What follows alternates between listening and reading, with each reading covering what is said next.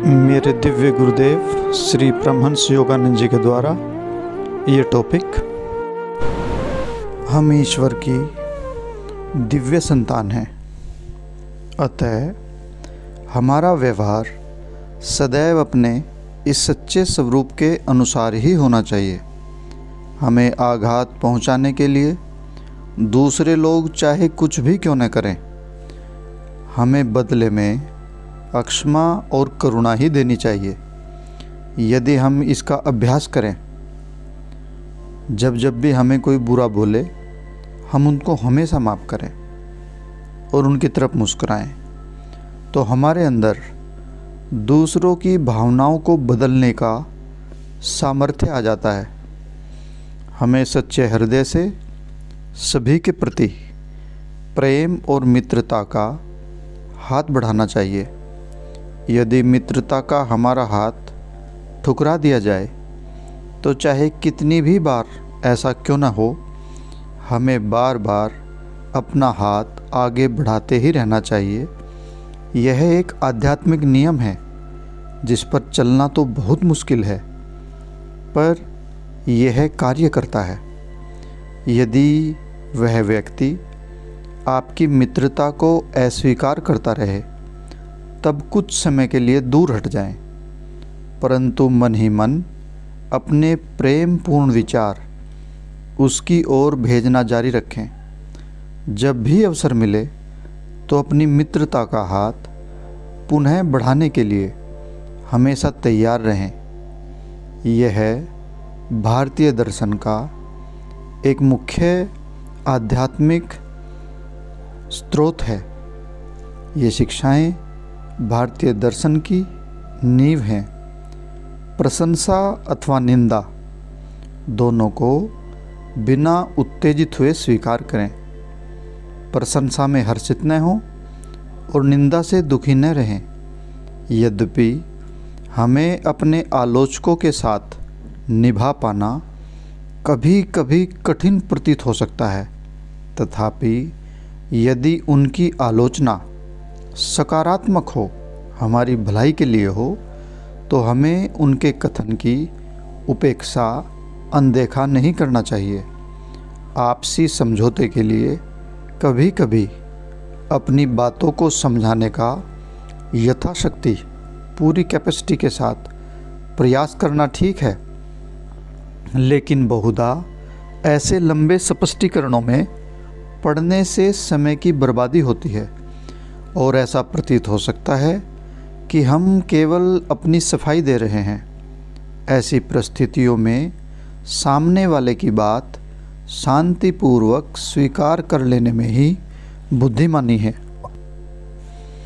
सबसे अच्छा व्यवहार वह श्रेष्ठ विनम्रता है जिसका उल्लेख संत फ्रांसिस और अन्य संतों ने इन शब्दों में कहा, जैसे कि निंदा, आलोचना और दोषारोपण को झूठा और अनुचित होने पर भी शांतिपूर्वक एवं बिना प्रतिकार के स्वीकार करें। हमारे बारे में जो भी कहा जा रहा हो, चाहे वह असत्य एवं अनुचित ही क्यों न हो, तो भी यदि हम उसे बिना तर्क वितर्क के एवं बिना प्रतिरोध के स्वीकार कर लेते हैं, तो आध्यात्मिक रूप से हमारी उन्नति ही होती है। न्याय ईश्वर पर छोड़ दीजिए, सब कुछ ईश्वर पर छोड़ दीजिए। जो ईश्वर को जानना चाहता है, उसे पहले ईश्वर को प्रसन्न करने का प्रयास करना चाहिए, न कि मनुष्य को प्रसन्न करने का। स्पष्टीकरण देना या शांत रहना परिस्थितियों पर निर्भर करता है, लेकिन परिस्थितियां चाहे कुछ भी हों, प्रतिकार करना या विरोध करना ठीक नहीं होता। न्याय सदा ईश्वर पर छोड़ दीजिए, उनके नियम न्यायपूर्ण हैं। अतः सच्चे अर्थ में हमें कभी भी अपना बचाव करने की आवश्यकता नहीं है। हम सबके जीवन में हमेशा ही ऐसे लोग होंगे जो हमारी प्रशंसा करते हैं और हमें समझते हैं, और ऐसे लोग भी होंगे जो हमारी निंदा करते हैं और हमें गलत समझते हैं। हमें दोनों बातों को सहज भाव से लेना चाहिए। सत्य के साथ जीवन जीने का यथाशक्ति प्रयास करना हमारा काम है। जब हमें ऐसा लगे कि हमने गलती की है तो हमें उसी क्षण ईश्वर से क्षमा याचना करनी चाहिए और फिर स्वयं को सुधार लेना चाहिए। ईश्वर से अपनी गलतियों को छिपाने का प्रयत्न करना व्यर्थ है। वे तो उन्हें जानते ही हैं। हम ईश्वर को पूरे विश्वास से अपनी सभी भूलें बता सकते हैं और उन्हें सुधारने के लिए उनकी सहायता मांग सकते हैं, क्योंकि ईश्वर हमारे अंदर में ही स्थित है। वे सदा हमारे दिव्य सखा हैं, जिनके साथ हम बेझिझक अपनी भावनाओं को बांट सकते हैं। वे हमें उसी तरह से देखते हैं जैसे हम उन्हें। हम स्वयं पर अहंकार कैसे कर सकते हैं जब हम जानते हैं कि हम उनके बिना कुछ भी नहीं। तब प्रभु की दृष्टि में अच्छे से अच्छा बनने के लिए हमारे लिए अंतर में एक निरंतर संघर्ष आरंभ हो जाता है। बस एक बार हम ये समझ जाए, जो व्यक्ति अपने आप से संतुष्ट हो जाता है उसका आध्यात्मिक विकास होना बंद हो जाता है।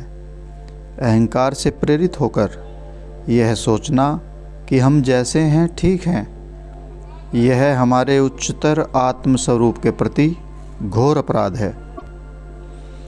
जो कोई भी स्वयं को सुधारने का प्रयत्न करना बंद कर देता है उसका आध्यात्मिक स्तर गिर जाता है। जब भी हम गलत हों तो हमें इसे मान लेना चाहिए। हमें यह नहीं सोचना चाहिए कि हमेशा हम ही सही हैं। यह स्वयं के साथ ईमानदार होना नहीं है। यह ज़रूरी नहीं है कि किसी विषय में हमारा खास तरह से सोचना हमेशा ही सही हो। यदि कोई हमें दिखाए कि हम गलत हैं तो स्वयं को बदलने के लिए हमें इच्छुक और तैयार रहना चाहिए। मैच्योरिटी, परिपक्वता एवं सूझबूझ विकसित करने का यही मार्ग है। अपनी गलतियों के लिए लंबे लंबे स्पष्टीकरण आंसर देना अनावश्यक है। केवल इतना कहना काफ़ी है, मुझे क्षमा करें, मुझसे समझने में भूल हो गई है। जय गुरु।